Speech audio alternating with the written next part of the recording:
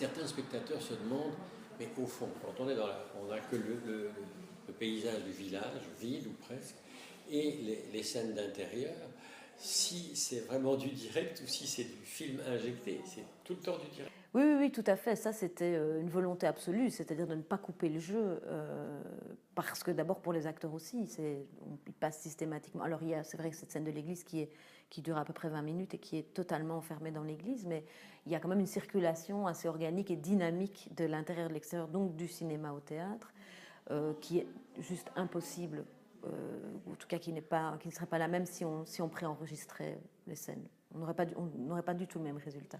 Donc, est-ce que votre plaisir principal, indépendamment de raconter une histoire, c'est de jouer avec des techniques diverses pour arriver à raconter une histoire de la façon la plus compliquée possible? C'est multiplier les outils. Après, moi, j'aime beaucoup la technique. Ça, c'est vrai que c'est quelque chose, sans doute, probablement, je suis née aussi avec ce théâtre-là. Enfin, j'ai grandi avec ce théâtre-là où la technique devenait de plus en plus essentielle, importante. Moi, j'aime beaucoup ça, mais j'aime beaucoup quand elle est au service de mon travail. Donc, c'est vrai que chaque spectacle est un dispositif particulier, technique particulier, que ce soit une Célé-Gretel, self-service, c'était une seule voix préenregistrée où tout était en playback. C'était aussi techniquement, et tout était mixé avec les sons en direct, donc il y avait aussi techniquement... le dispositif que je mets en place, c'est un peu les barrières de ma...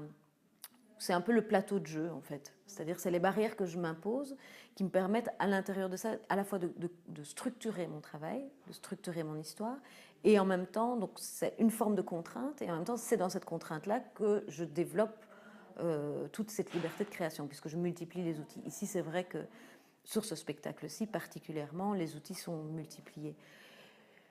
Je n'aime pas la simplicité. Je suis incapable de faire le simple, en fait. Je crois que j'aimerais le faire, mais j'en suis incapable. Alors, la musique, j'ai entendu votre dialogue avec le public.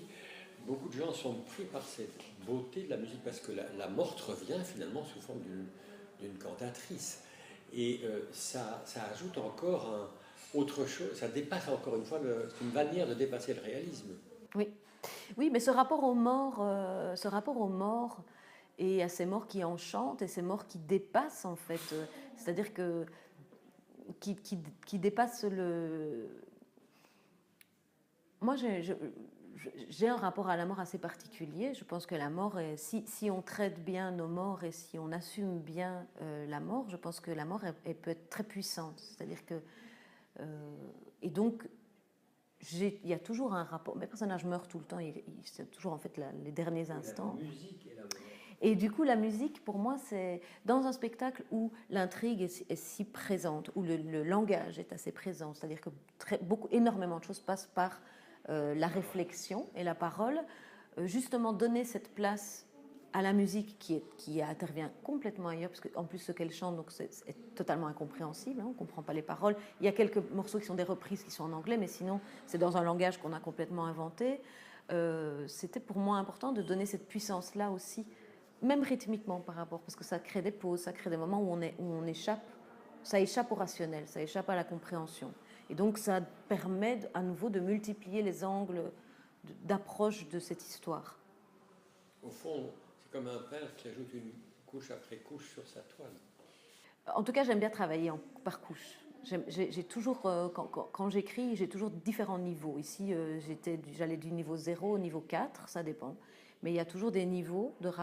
Et quand je travaille avec mes acteurs ou quand je donne mon texte, on sait toujours, voilà, il y a toujours la discussion autour de on est à quel niveau de la métaphore. On est au niveau 0, niveau 1, niveau 2, niveau 3. C'est une façon aussi, pour moi, c'est une façon de penser, de réfléchir et de construire. Et je pense qu'au final, elle est visible dans ce qui est créé. Alors, je me mets à la place du spectateur. Vous me dites, j'aime bien jouer avec le niveau 1, 2, 3. Donc, est-ce que le spectateur qui n'a accès qu'au niveau 1, il peut quand même... J'espère, oui. Oui, j'espère. Oui, c'est pour ça qu'il y a plusieurs niveaux. C'est a priori, je pense que si on se contente d'un seul niveau, on peut tout à fait profiter du spectacle.